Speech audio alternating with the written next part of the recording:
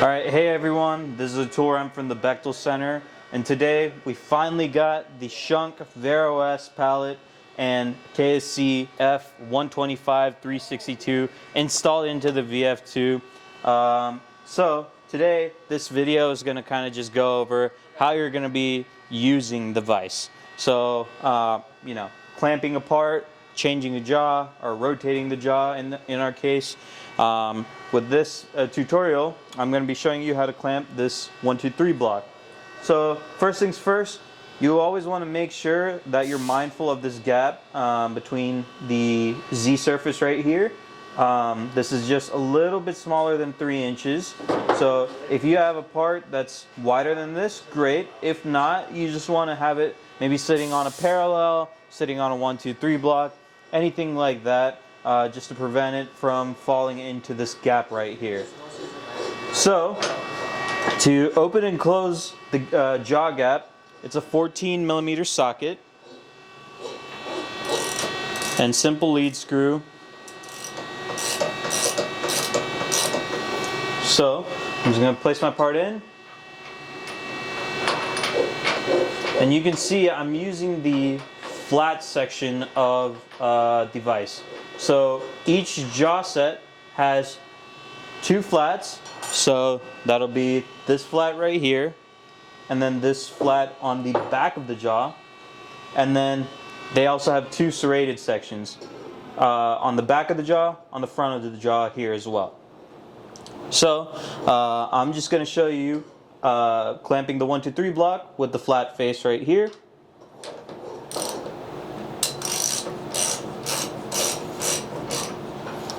I'm clamped now. So one thing you'll notice, when you put a little bit of torque into the part, your lead screw will actually stop spinning, but this guy will still continue to spin. That is totally acceptable. That's the mechanism of the vise. We're actually going to go ahead and then clamp this to 65 foot-pounds.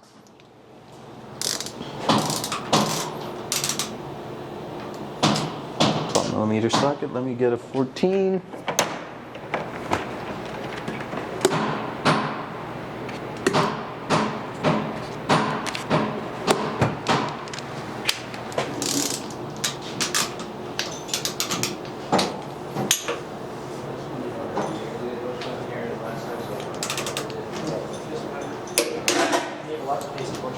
That is now clamped. To break the torque, I recommend you get a breaker bar. You can even use a simple standard ratchet. And you can kind of see what I'm talking about, that the lead screw doesn't spin, only this guy does. And then after the torque is completely broken, that's when the lead screw starts spinning again. Alright, that's how you clamp apart. It's kind of the same case with using the serrated.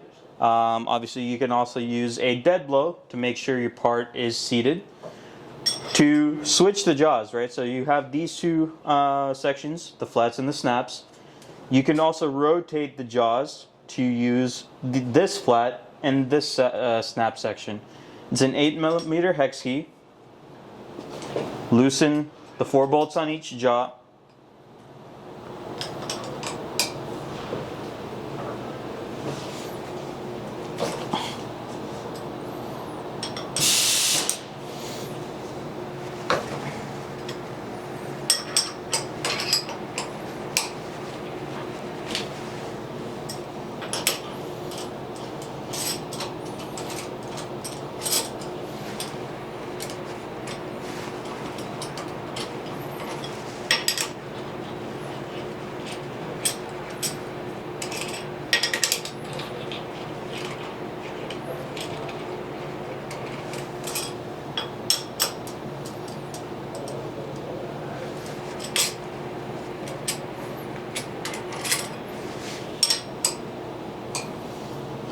And then second jaw, the fixed jaw.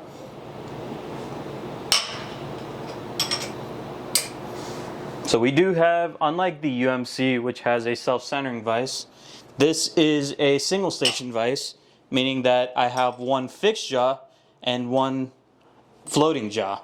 And I'll kind of show you the difference between the two geometries. They are a little bit different.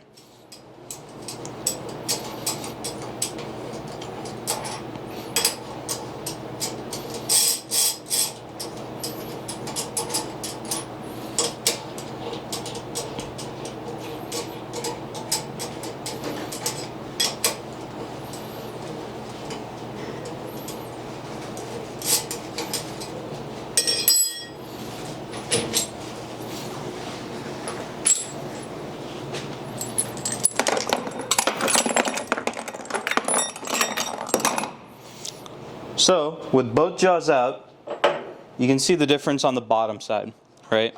So, this is the fixed jaw. We have this boss right here, and then this dowel that locates our jaw and keeps it always in the same position, no matter how we move it, right? So, on the vise right here, I have this slot, and then I have two dowel holes right here. So, bores for the dowel to like locate off of. So you can see once I place it, I can't move it side to side or back and forth. I can also rotate it, and this is why we have two bores, so we can rotate this jaw and make sure that the dowel goes in that bore. Same case, I can rotate it, my fixed jaw doesn't move side to side or back and forth. Now, on the floating jaw, and we always want to make sure that when we're taking these jaws out, we want to keep these clean and chip free. So you can just run your finger along here, make sure that it's free of chips, because we don't want it. We want to try to keep this as clean as possible so that we don't damage the vise.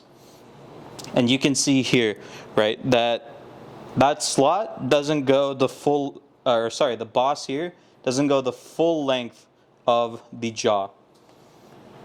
That's because this only locates to the carrier right here, and the carrier is what's moving along the length of the vise.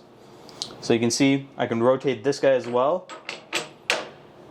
I'll have a little bit of side to side play, but when I unclamp and clamp my vise, that's what allows my jaw to move. So now that these jaws are both rotated, I can go ahead and place my bolts back.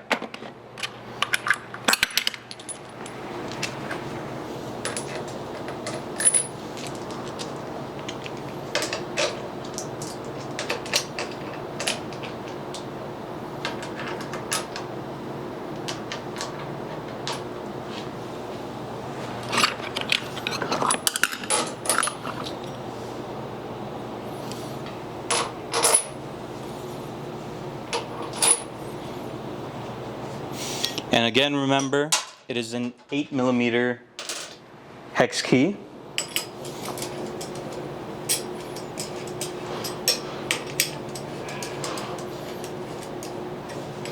Tighten it all the way down.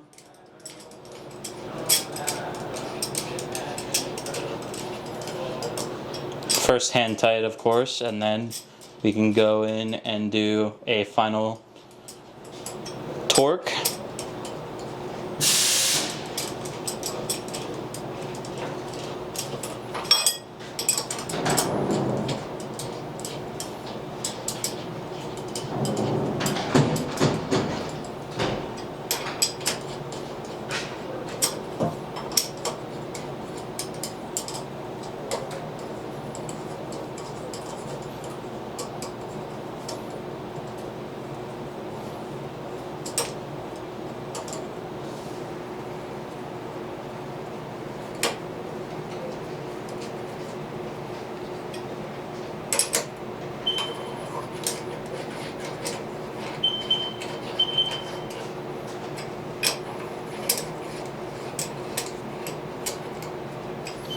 And then hand tight is good. I don't really have a torque spec for you guys on this, so you can go in and just make sure. You don't need to put your entire body weight in there.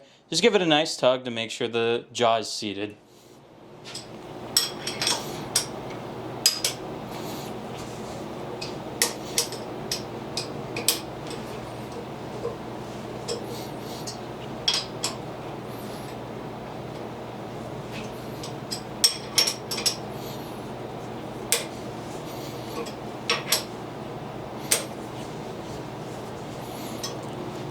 Cool, so that's how you rotate the jaws. This gives you a little bit more clamping room. It does give you a little bit shorter height.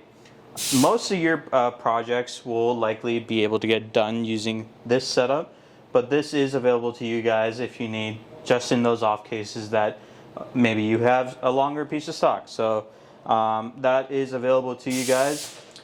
Next thing on here is the Vero S pallet right here. So like the 5-axis, you can rotate this out for the Rota S chuck. So if you ever have like round stock that you need to do, you can put your fitting in here and your air fitting, take the vise out, put the chuck in, and clamp your round stock. One thing you guys will notice are these bolts that hold the pallet down to the table. They are an odd shape. They're not 6-sided. They're actually 5-sided. These are safety bolts. If you guys ever do need the entire table, please talk to a supervisor to get these out. There's a special socket. Please don't use any pliers or like a pipe wrench to take this off. It will damage it, and it will probably prevent us from getting the bolt out if it's too stripped. But other than that, this is how you use the Schunk system on the VF2. If you guys ever have any questions, my Discord is avucha. That's AVUCHA. Please feel free to contact me with any questions, and I'll be happy to help with any of that. Other than that, I hope you guys have fun with this. This is a really cool work holding. So love to see your guys' feedback.